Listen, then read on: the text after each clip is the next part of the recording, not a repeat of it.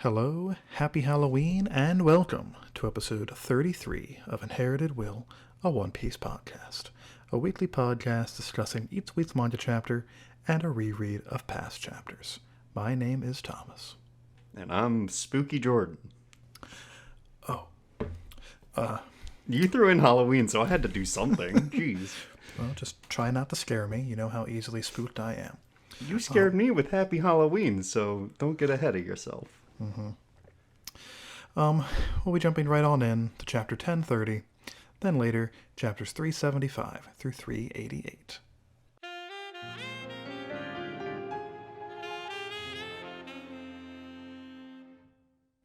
Well, it's fitting that we at least get Brooke on the cover here, and ants are fairly spooky as well, so... Especially when they're making those faces. Those are some very grumpy ants. Every one of them, yeah, just... The second guy looks more sad, but every other one looks grumpy. Yeah, they're having a rough go. I suppose they're rather distressed that their probably ordinarily relatively straight line they have to walk is being impeded by Brooke's shoes that they now have to walk over. He could just move, right? I mean, he could, but by now he's already got ants marching in a line, so if he moves, some of them are going to fall. It's a whole mess. That's true, he would break the line, and that's no good. I'm sure they'll make do one way or the other, though. Let's jump right on into the chapter proper, 1030, Echoing the Impermanence of All Things. Bit of a mouthful this time round. Yeah, and just delightful every time. Quite so. As we hoped, this is a bit of a spooky chapter in a variety of meanings of the phrase. Starting with this first double spread here with some large, terrible-looking fellas. Very sharp teeth in every one of them. Oh, yes. Having a good time. Our boy Apu here, for the first time in what feels like a million chapters, we're checking in with Apu and Drake. It seems their tussle has ended and they've relocated to a cave chamber somewhere on the right side of the Onigashima Skull Dome. Apu wants to betray somebody yet again, team up with Drake to just kind of take out whoever wins this confrontation between Luffy and Ko and Kaido. Not a terrible plan, and I guess these two are two with the least allegiance to any party, but You say this isn't a terrible plan? I think this is awful. I don't think there's anything even close to a chance for these five people. Well, I suppose it depends on which side actually does the winning. If Luffy's side wins, it's going to be after a pretty heated conflict that's probably going to leave Luffy, Sanji, Zoro, etc. pretty winded. If Kaido's squad wins, I would imagine it's going to be with a little bit less effort. So, guess we'll just have to find out what the finer details of this plan are if it actually goes through.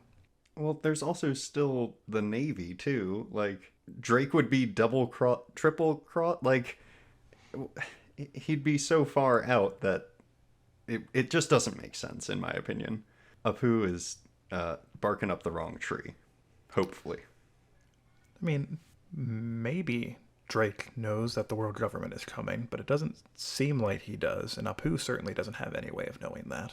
No, but they're gonna find out. That's a good point. But, in the grand scheme of things, even if they were to take out whoever wins, they're not gonna make it. Sorry, fellas. That's true. All I'm saying is that, considering the information they have to work with, not the worst idea from their perspective. But yeah, no chance this works out for them. Yeah, I hear you. I am pretty curious about these particular three numbers boys and why they seem to have joined up with Apu in the first place. Yeah. I don't know. They don't give us anything, so... Indeed. Maybe one day we'll find out. I imagine we probably will. And I sure do hope that these three numbers are buffer than the ones we've seen so far. Otherwise, I'm not going to be very intimidated by them. Every number so far has been taken out with impressive ease by whoever they've been going up against. So, well, they teamed up with Apu, so I don't know. We'll see how it turns out. I'll reserve my judgments till then. Quite so. On to the following page here. Drake doesn't trust Apu, understandably. He's the biggest double-crosser in the franchise so far. Yep. Apu says, right back at ya, buddy, pretty much, because Drake also has been stabbing some people in the back as of late.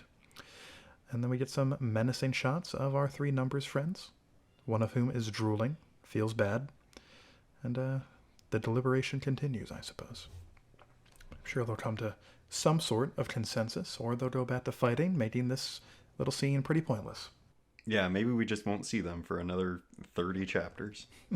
Wouldn't that be a surprise? Mm-hmm. Then we pop up to the interior of the castle, the stairs between the first and second floor. Who do we got here? Usopp, Speed, Hamlet, Nami, Gazelle Man, and Komichio running down the stairs, heading to floor 1, running away from the fire. But something spooky has caught up to them, or rather runs in front of them. Here's the rub of this chapter, Jordan. Yeah, no kidding. This bothers me to no end. I'm kind of two minds about the whole Kinemon actually being alive thing. Kinemon, and we find out later, Kiku and Kanjuro as well. But Yeah. on the one hand, me, you, and everybody else who reads One Piece for 1,000 chapters should have seen this coming. Oda doesn't like to kill off his guys.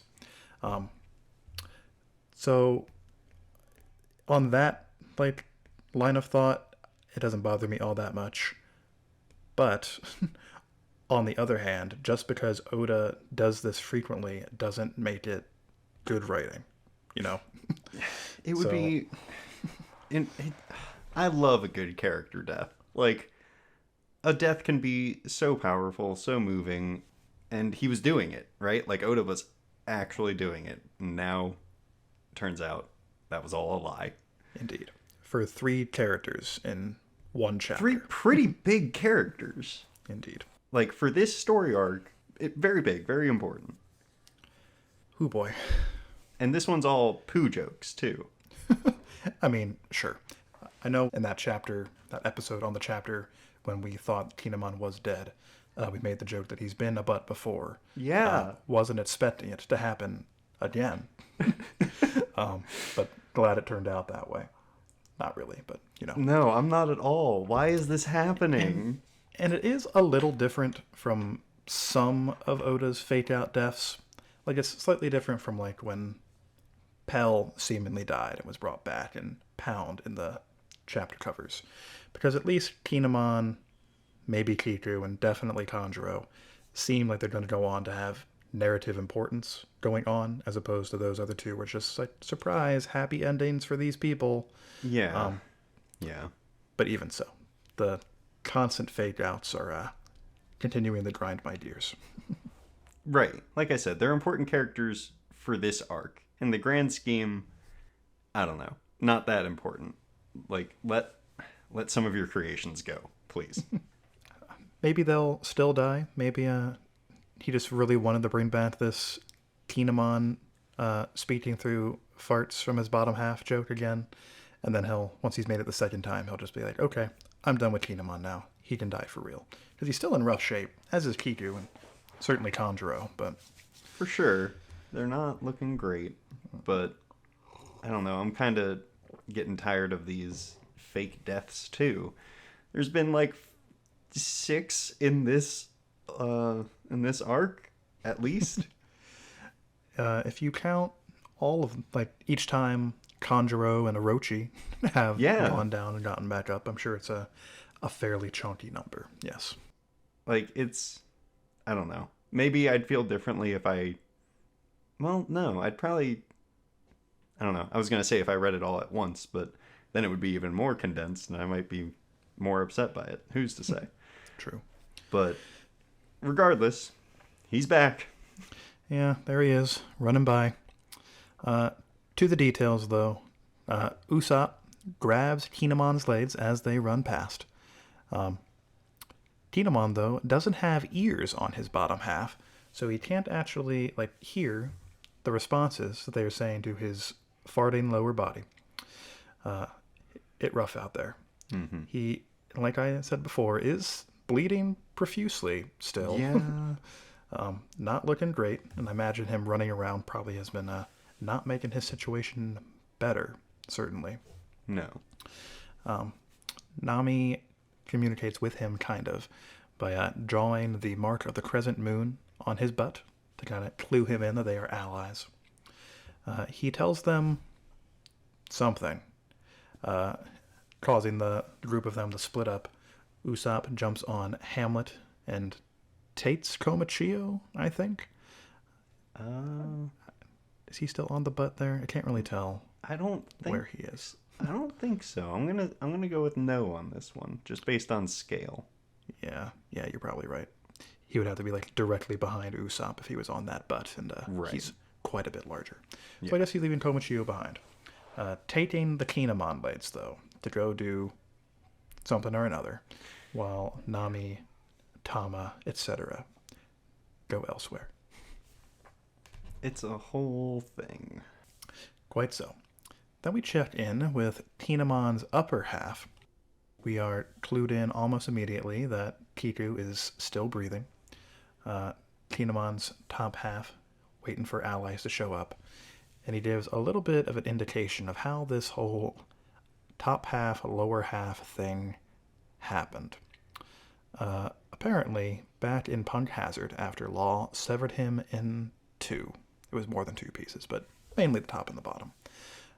He was never, quote-unquote, properly reattached.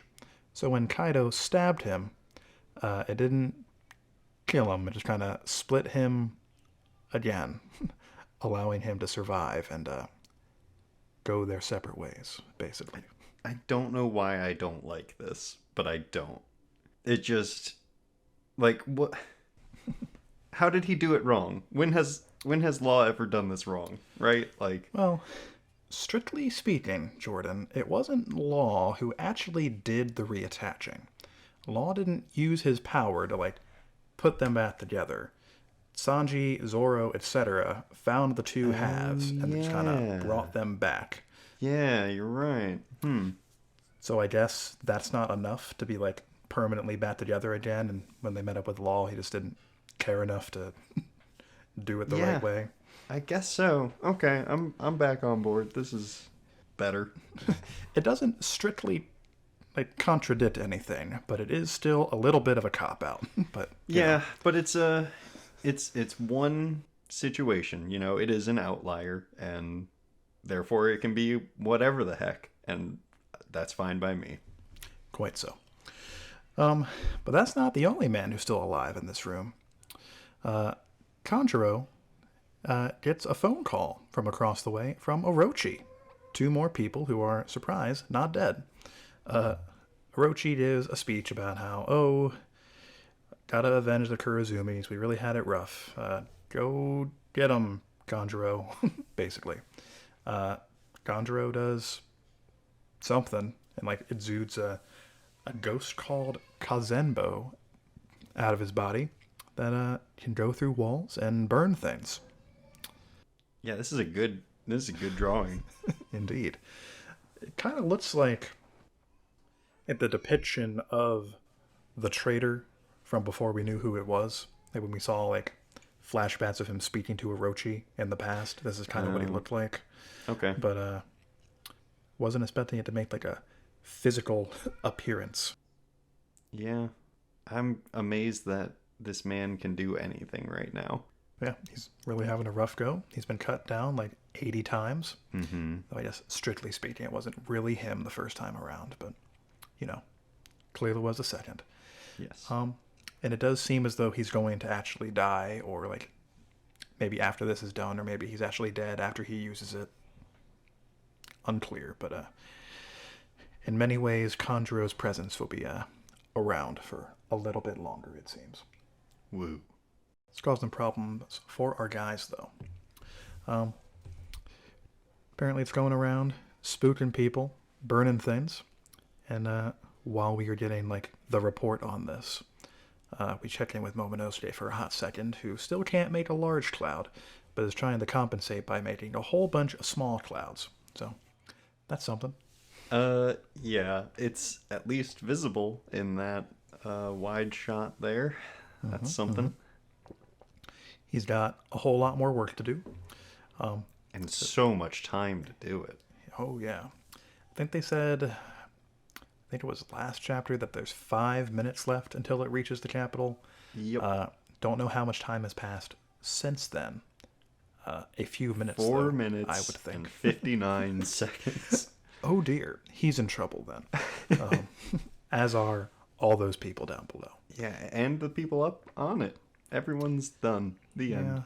Especially since we find out shortly that Yamato gets slightly distracted on his mission down to the bottom. Yeah. But, we'll get to that in a hot second. Yeah. Before we move on to this goo-hoo-hoo-hoo business, we check in with Brooke and Robin a little bit. We get a quick panel of CP9 casually walking towards them, I guess. They are not currently worried or in any sort of rush. But rather menacing, just seeing them casually walk there. Yeah, the lack of a background on this really unnerves me. Kind of getting the impression that like walking directly in front of the fire. That's what it feels like, right? Yeah, and even that is not like concerning them, even a little bit. Hoo boy. We know nothing about these two people, right? Nope. It has been stated that CP0 is the strongest cipher pole, but haven't actually seen any of them do anything aside from in one of the movies. Rob Lucci fights Sabo for a little bit, but non-canon if I've ever seen anything. Yeah. But yeah, spooky. Hope somebody stops them. Got a whole lot of moving pieces here. Mm-hmm. We had a quick shot of Marco and Izo and Kawamatsu. Still haven't seen Denjiro for like 30 chapters now. Don't know what that guy's up to. Hope he makes himself useful in some capacity soon. Could happen. Then Orochi starts to speak once again. He's talking some smack on the allies of the Kozuki, Kaido himself. All who put on airs will be brought low, he says. A cool line from the least cool man. We get cool shots of Sanji and Zoro and Luffy and Kaido fighting their respective foes. All that feels good. But I sure don't like that Orochi's still around. Yeah, I knew we were going to have to talk about him, and I kind of mentally prepared for that. But, God, he is so smug and comfortable while everyone else is just giving their all. And I hate it. I hate it so much. Quite so. So, out of the people who were revealed to still be alive this chapter, I guess Orochi makes the most sense to be included among them just because of his weird multi-headed Yamata no Orochi powers. We don't really know how that works. We haven't seen like all 8 heads been severed yet or whatever, but God, I wish he would just die. It doesn't seem like it's gonna happen. Like, I don't know, maybe one of the fires that is going on will take care of him, but nobody else seems to be able to figure it out. Quite so. It would be embarrassing if he died from one of the many fires that he started. That's what I'm hoping for, if I'm being completely honest here. Like, give me some of that poetic irony there. That'd be something. We can dream. But he doesn't seem worried about it at all. He's literally chilling in like a treasure room and picking his nose. So all he's doing is waiting for his plan to work out and for his earlobe ninja fella to return so they can get the heck out of there. So confident. Indeed. Now I need that update from the Fukuro Kuju and Raizo fight because it's relevant again. Indeed. Good job, Oda.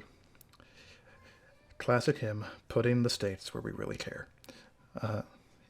Young Master Yamato, as he is referred to by Kaido goons, running up some stairs, bopping some guys along the way. Comments that the armory's on the very bottom. Unfortunately, he had the start from the very top, pretty much. It's working his way down to try and do whatever he can to stop the explosives. Unfortunately, bit of a situation going on right before his eyes. A big ol' Ikoku sovereignty attack, Big Mom's specialty, blasts out above, and a certain fella and lady come bursting out of that hole, tussling. It's a whole mess, very suddenly. Yeah. What floor were they on? Do you remember? I think they were on the second floor initially. Okay. I can't swear to that, but I think Killer and Hawkins were fighting on the third floor, and Big Mom was fighting directly below them on the second floor, or maybe vice versa. I'm not sure. Okay. Yeah, now that we have this side view of Onigashima, I've been trying to get a little bit better placement on everything. But it's causing problems. Big Mom about to murder Kid even as we speak. But we get a very quick flashback to a conversation I assume must have happened mere moments prior. Kid asks Law if his devil fruit has been awakened. And apparently the answer is yes, but it's had a real big stamina consumption problem. So if he uses it and it doesn't work, it'll tucker him out real fast, and he'll probably get bopped immediately after. The same is true for Kid, but they're not making any progress as they currently are, so they're going to try it anyway and hope for the best. Our classic boys doing what they do. Just casually awakening their powers, you know. Yeah. Off screen, I guess. I assume this must have happened for Law, at least, between Dressrosa and now. Otherwise, he had no reason to not do it on Dressrosa against Doflamingo when he thought he was going to die. And it has been like a month, give or take, since then. Not factoring in like presumed travel time between those islands. But they've been on Wano for like weeks by itself. So I suppose that's enough time. I guess. Don't know when Kid did it, but yeah, somewhere the same time frame, I would imagine. Yeah, we don't. Even though we've gotten now a little bit more information, we still don't have a lot of information on this stuff. Quite so. But they're going to show off what that means for them right now. Law makes a little ball appear before him with a poof called Kroom. I love it. Why is it called that? I don't know, but yeah, what? Like my first thought is that like the K stands for like killer room or something like that.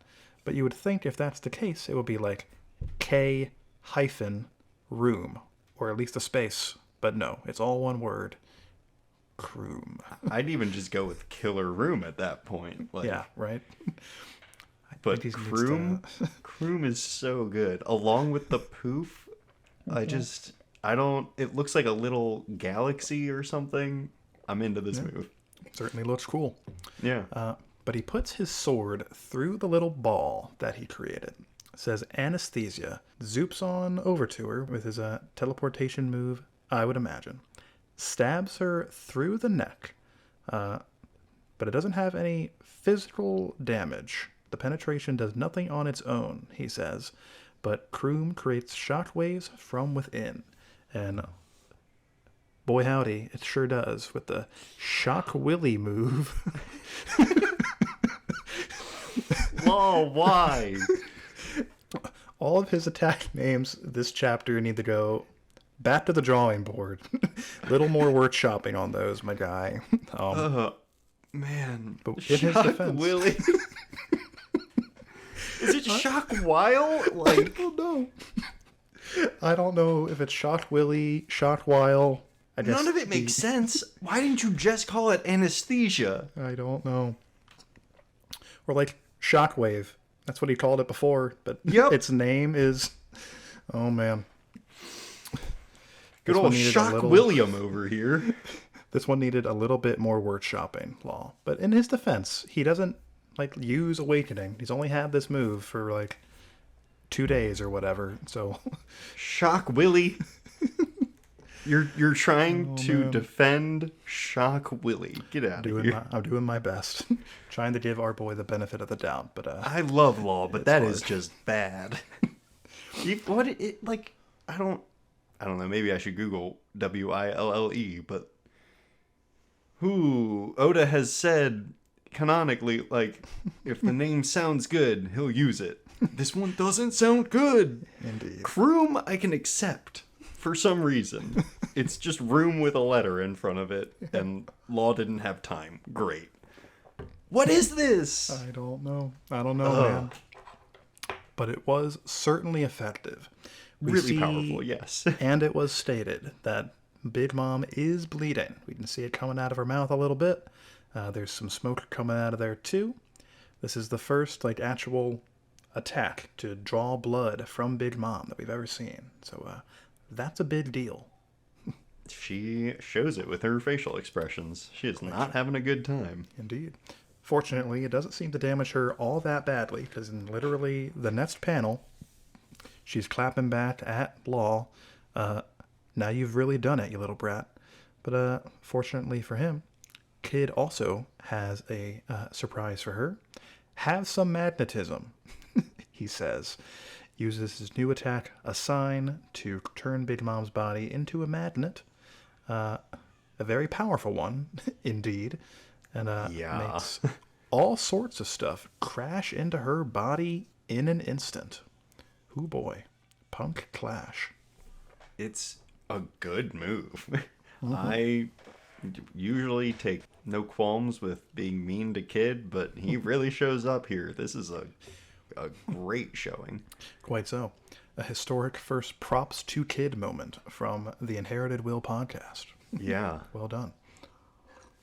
Whew. I still think Mama's going to be getting up, in a little bit, no problem. But, yeah, I mean, with Law's attack, I can see how she would be more vulnerable on the inside. But if her outside is, literally indestructible, as it has been shown to be so far, I don't see how this is going to do any better than, any of Luffy's moves or, his own, flip moves that he was doing on Kaido earlier. Sure. It can slow Mama down, for sure. I don't know how long this magnetism is gonna, last. He says it's a great stamina drain, so I would assume it's, requiring some level of concentration from him. And, they're already in some pretty dire straits, so time is of the essence. Quite so. They don't take her down quick, or at least incapacitate her in some way, they're going to be in trouble. But I guess we'll find out what happens with them next time, or whenever we get back to this particular kerfuffle. I think we at least have to see Kid and Law, land. Right? We have to check in with that, then we might not see him for a little bit. Indeed. At the beginning of next chapter or whenever, they'll be like, whew, sure did hope that worked. And then Big Mom will come out from the rubble and be like, you damn whippersnappers, and they'll run away. That is a very Big Mom line right there. I don't know why you aren't writing this. I'll send some letters. I'm sure whippersnapper translates very well into Japanese, so Oda will take my advice. But as a whole, I think that the Law and Kid bits were good enough to perhaps save this chapter from some criticisms from before, perhaps. But yeah, I'm pretty torn on it. But I mean, on that last panel, there is a hog man with a mustache. It looks like, so that's a win for me. Automatic 10 out of 10, and Panda Man's there too. It's kind of in the middle, next to this samurai-looking guy. There he is. Yep. All right, way to go. Yep, well done. 11 out of 10 confirmed. We'll get back to this next week. No break. Next chapter releases on November 7th. And that takes us into the reread segment covering 375 through 388. The beginning of Enies Lobby up until Blueno is defeated. How fun.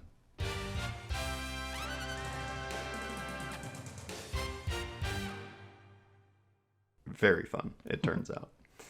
So, right back on the Puffing Tom, Yokozuna the Frog joins the fight, and at this point, Oda is for sure hinting at the fact that Kokoro is not exactly human. Multiple people say that she seems more frog than human herself. Luffy asks if she's a frog or a monster, and Kokoro gives us the answer that we've known all along, which is that it doesn't matter. Yeah, either one works for me. She's a lovely lady. Quite More Kokoro, please.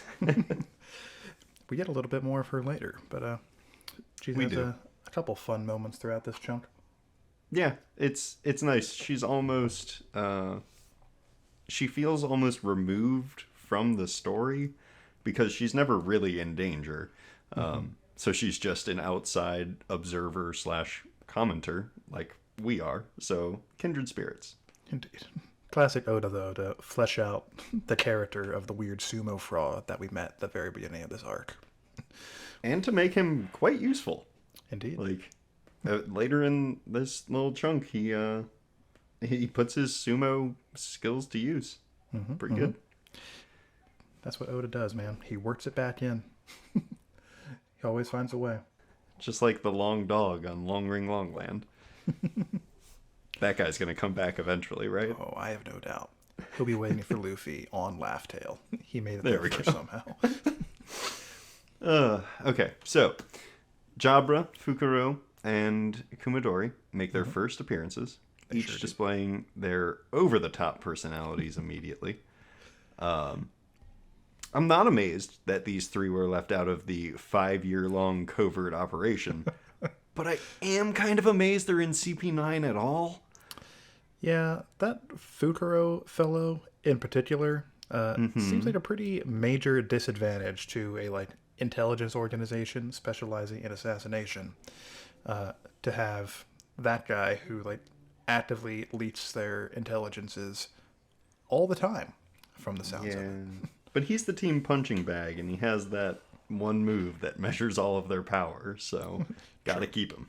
He's important to stick around.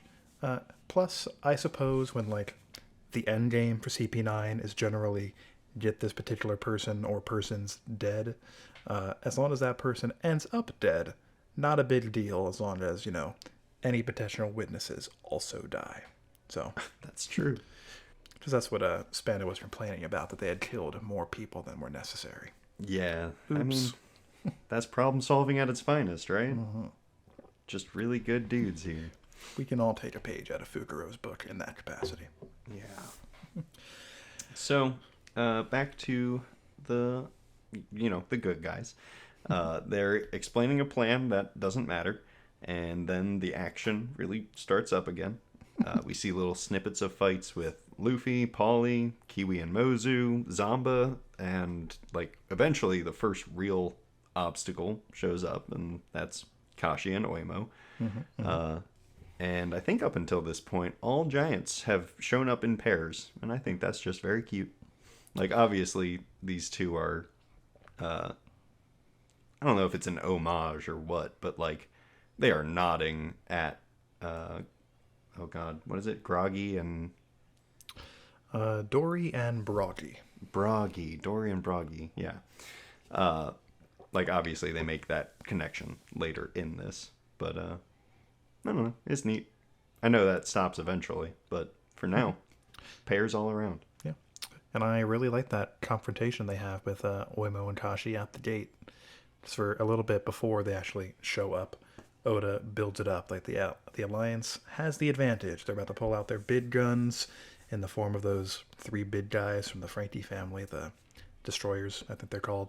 Then those 3 guys immediately get destroyed by actual giants, cutting their military strength down, as they describe it, considerably before they even make it past the gate, basically. But with some teamwork and some ingenuity on behalf of the Galley Law foreman, etc., they take one down, and then they go on to take down the other.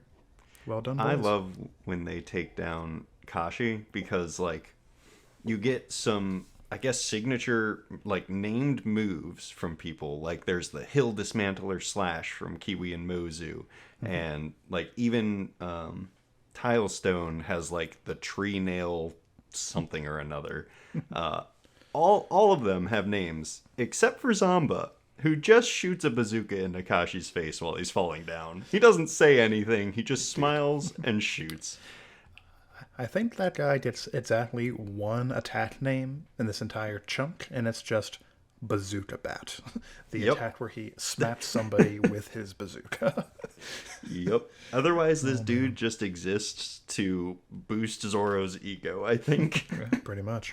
Every time he sees Zoro, he's just like, wait, you should be the captain. Indeed. It's almost like he's trying to start a mutiny on the ship. It sounds like it, yeah. Huh.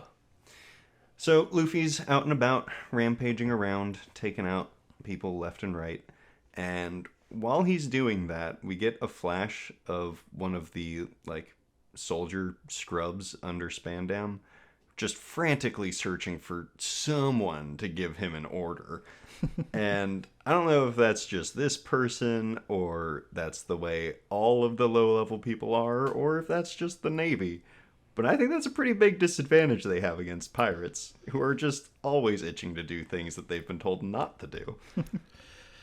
I suppose that's true. I mean, when you're like a low-level grunt in a world of superpowers, basically, I can imagine coming into conflict with a especially beefy, superpowered fella to be quite a stressful situation.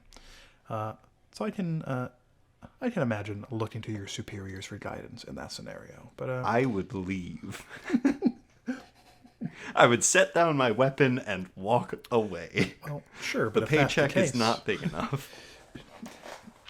If that's the case, though, you would probably be under the assumption that in the Navy, especially on the Grand Line, eventually I'm going to have to come into contact with these superpowered demigods. And so, should have picked a better career if your interest was your real. own personal safety. Yeah. Yeah. Oh boy, Poor scrub. quite so. It rough out there for the everyman in the Marines. I'm going to need you to do me a favor and explain to me why the Rocket Man needed to do the jump. Didn't they get the gate open? Like, I saw it open and then it was closed. The gate opened, but when they were prepping to do the jump after the 5 minutes had passed, it was still closed. So they did a loop around, did the jump, and right as they were already in the air, it seemed, that's when they got the door open, and it was, too late. Already airborne. Oh, I didn't realize those were concurrent. There was another situation like that later in this chunk that I was bothered by. When Kaku and Khalifa are getting their devil fruits, like Jabra freaks out and he's like, "Get that away from me," or whatever. In that scene, Bluno is like, "Hey, don't worry about it. The Grand Line scientists have already figured out the way that it changes the body." And then, like, the next page, he's fighting Luffy. And I'm like, they didn't specify that this was a flashback or anything. This felt concurrent to me, but I guess it's not. Or maybe Bluno just airwalked over there. I don't know. Well, he definitely used air door to get over there, because we see that Right. bit where Luffy's like, what is that? What is happening in front of me? Yes. So yeah, I mean, it's not confirmed, but what I imagine happened is Bluno saw that the receiver was off the hook after having that conversation with Fukuro and being like, I kind of fought that guy. I'd be kind of surprised if, like, he only took down 5 dudes. Something is afoot here. And then as he was kind of moseying his way kind of in that direction, he heard Jabra spouting misinformation and couldn't let that stand. Had to make that comment before warping, etc., to where he needed to be. Bluno does kind of seem like the type. He would be a rude dude. That's all I have to say. Don't like him. Rude dude with a very sick hairstyle. Or maybe they're real horns. I don't know. Yeah, I'm surprised that's never been cleared up. Maybe he's an Oni like Kaido. Yeah, has to be.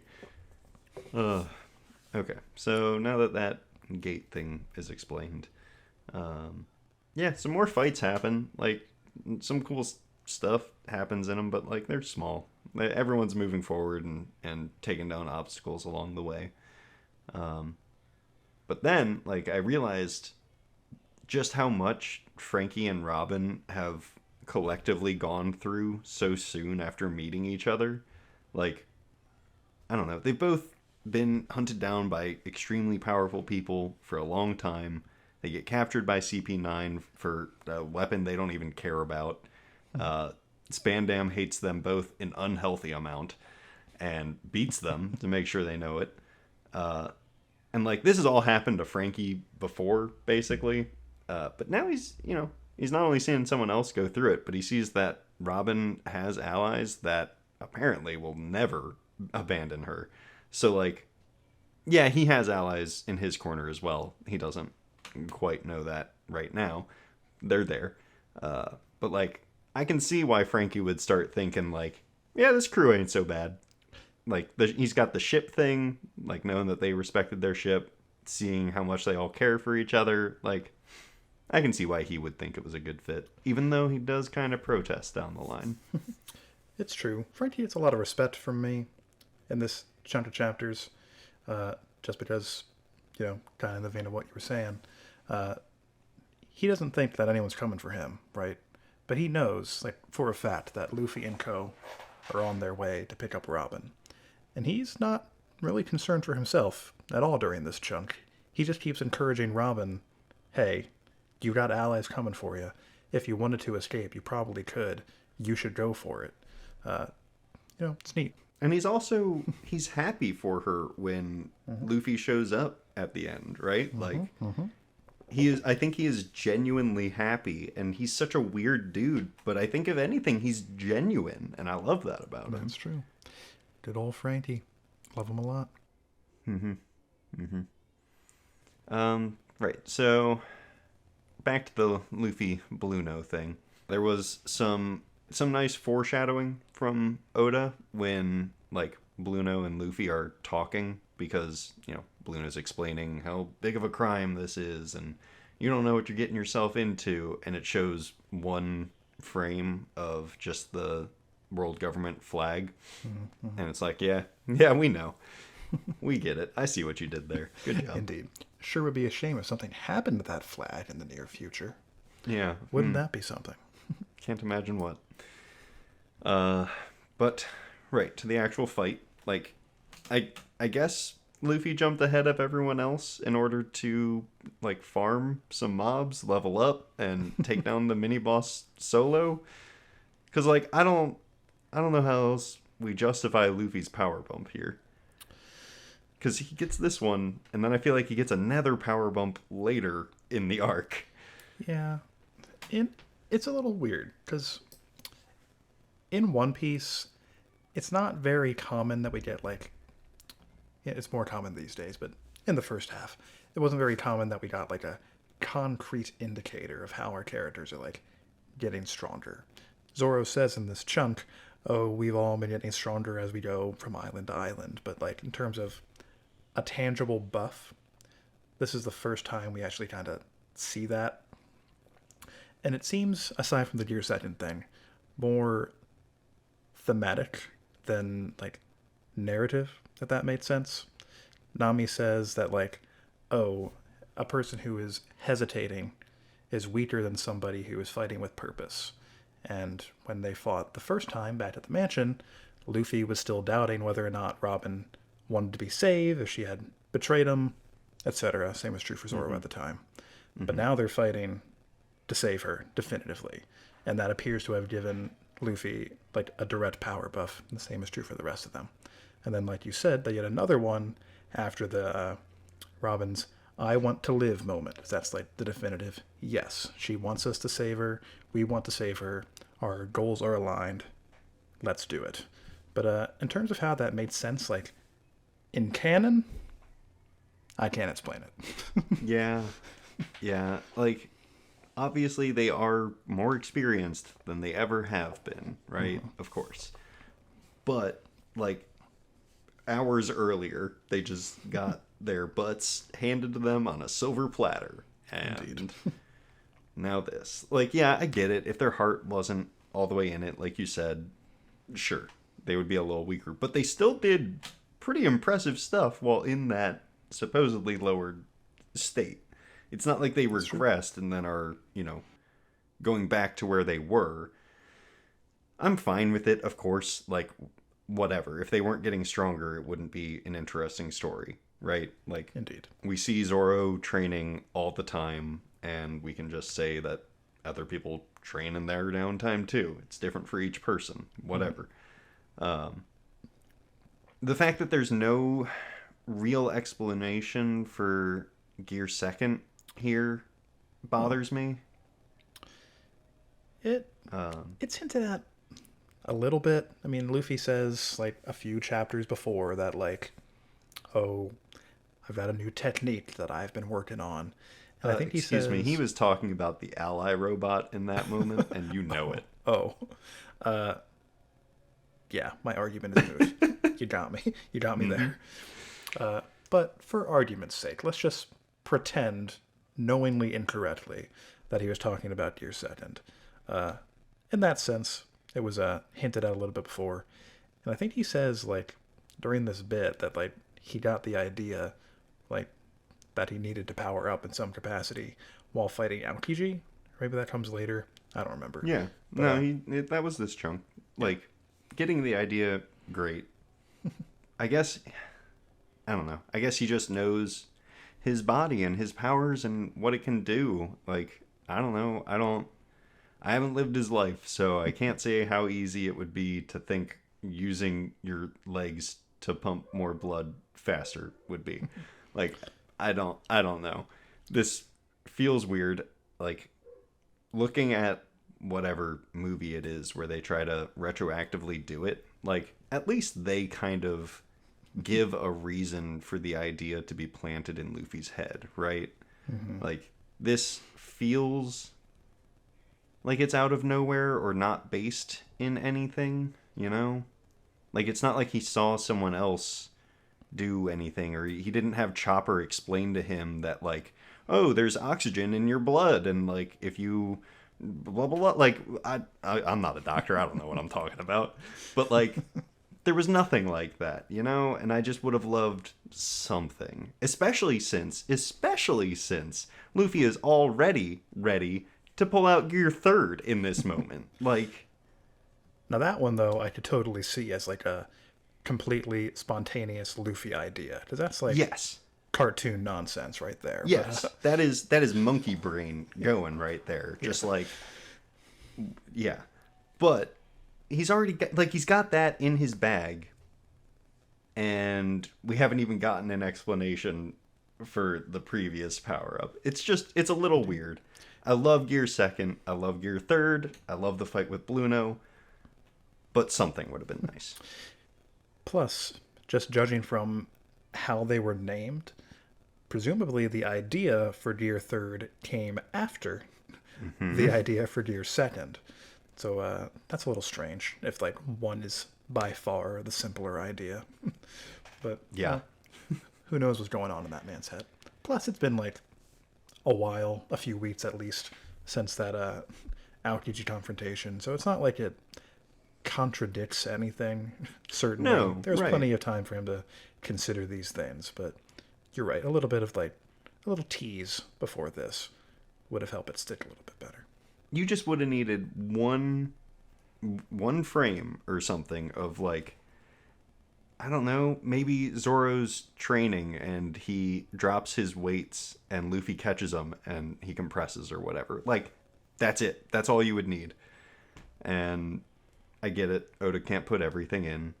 But for something as big as Gear Second, I think it should have been there. Maybe I'm hanging on to this point a little long because you agree with me. But apparently it really got under my skin. I can tell. Do you want to hear what I think to be a fun story about Gear Second? Yeah, I do. The first time I ever saw this ability of Luffy was also in that same game. That was the first time I ever saw Frankie. One Piece Unlimited Adventure. And this was before I had borrowed it from my friend. They and I were just playing together at their house in the versus mode. he was fighting with Luffy, and I was fighting with, I don't even know, but one of Luffy's like super moves in that game is to activate your set and get a temporary power up, and he did it, and I didn't even know what the heck was happening. Because in Gear Second, like, you see the little cutscene where he, like, uses his legs as the pistons to pump the blood, but I don't know what that means when I was, like, 12. And Right. then he just starts teleporting around. He can smack you from pretty much anywhere. And it was terrible, and I still have nightmares about it to this day. And thanks for that. Thanks for that, friend who will not be named. Spoilers and trauma in one. Yeah. I am so sorry. I really, really appreciated that. But I do still love that game, so it didn't bother me all that much. There you go. That's our review for One Piece World Seeker or whatever. Go check it out at your local GameStop. Indeed. I'm sure this Wii game is still in all the GameStops. And I'm sure everyone listening still has a Wii. I mean, I think I covered most of what I felt was relevant. There's a lot of fighting in this bit, so it's hard to get good stuff out of that. Like, it's good fights. I'm not knocking them, but I don't know. For talking on, it's not great. Yeah, kind of as a whole, I kind of feel like this arc can be pretty, even this beginning of this arc, could be compared pretty easily to the beginning of Onigashima, just because this is a very similar confrontation. They spent Wano / Water 7, like, to a certain extent, like, it's building up to the stuff that's happening now / in Enies Lobby, pretty much. And the beginning of this parallels pretty well with the beginning of Onigashima, just because they have to make, like, tactical moves to actually enter the stronghold of the enemy. And I kind of feel like this at least does it slightly more satisfactorily, one of those. In more of a satisfactory way. Yes, there we go. Just in post, edit you saying that where I said the other things, and we'll be good to go.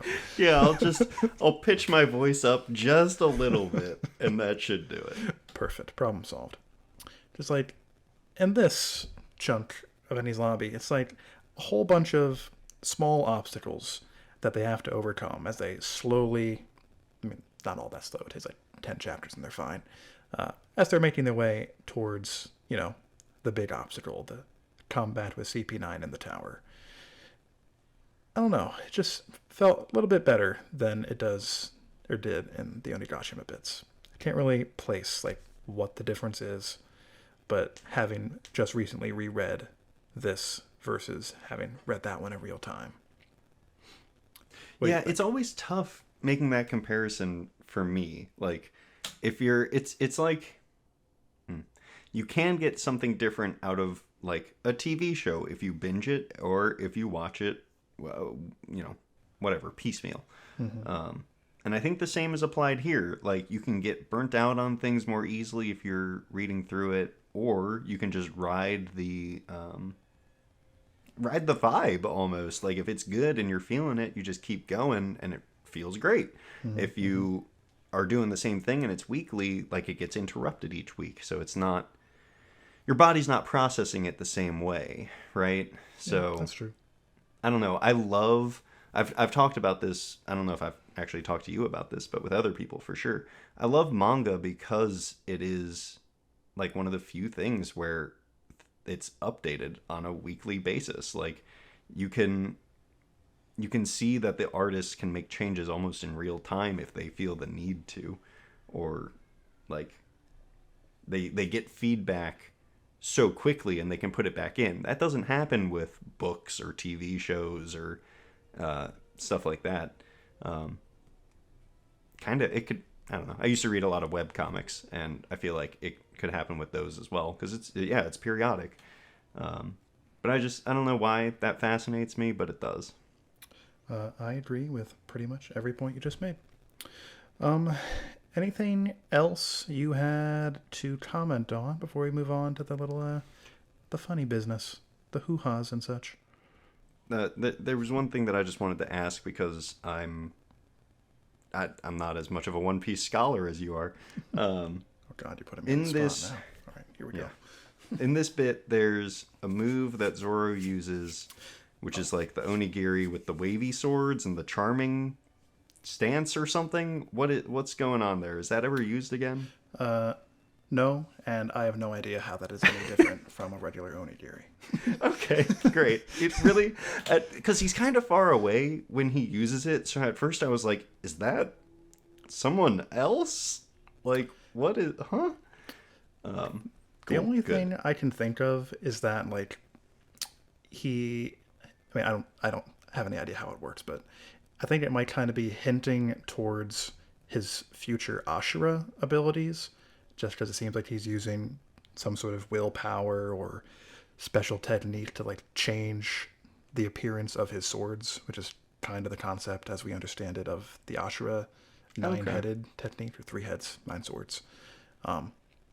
But yeah, in terms of how it actually happens, I don't understand that any better than I do Ashura. So okay, great, cool. Just making sure once again that I did not miss something. It's one of the 30 One Piece mysteries. 29 of them revolve around Zoro, I'm pretty sure. So, one day we'll understand. I hope so. But yeah, let's get into the funny bits.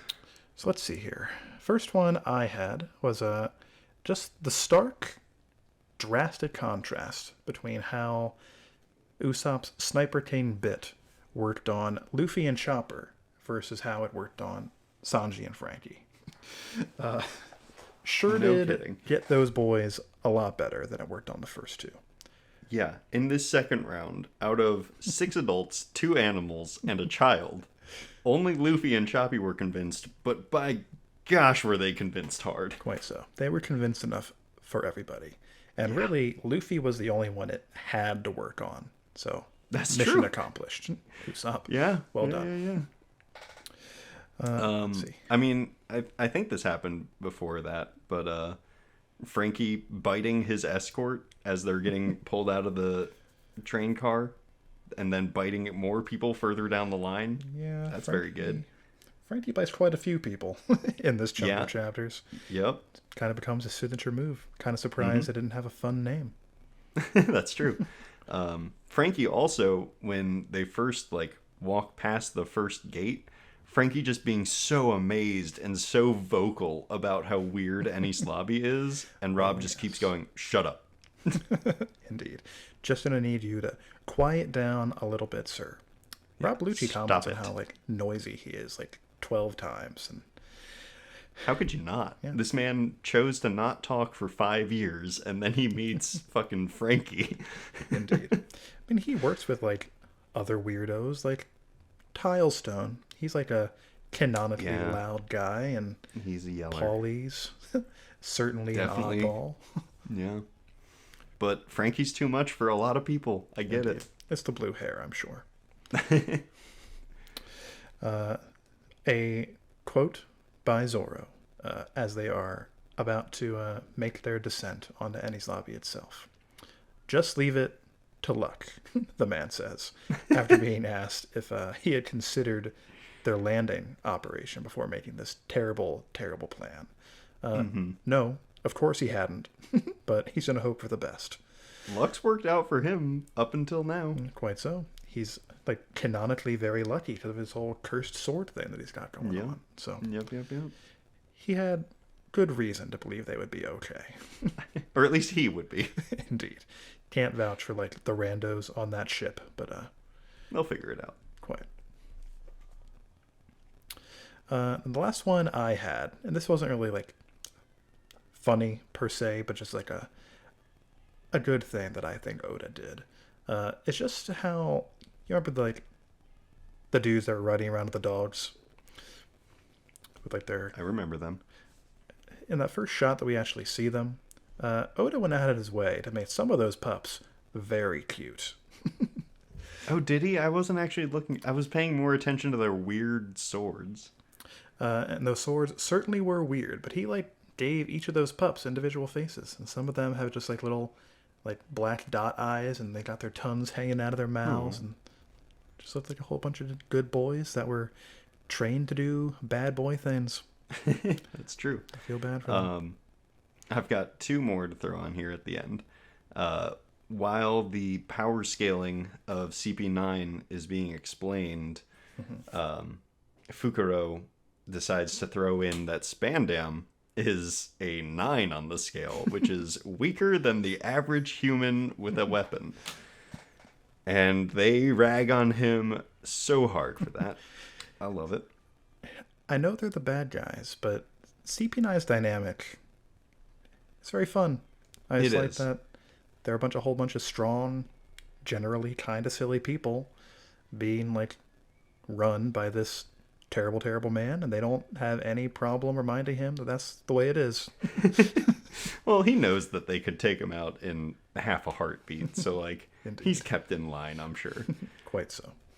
And the last one, and possibly my favorite, at one point, I think closer to the end of our little section here, Spandam is like checking back in with a three-headed judge, and he asks for like a status update or something along those lines.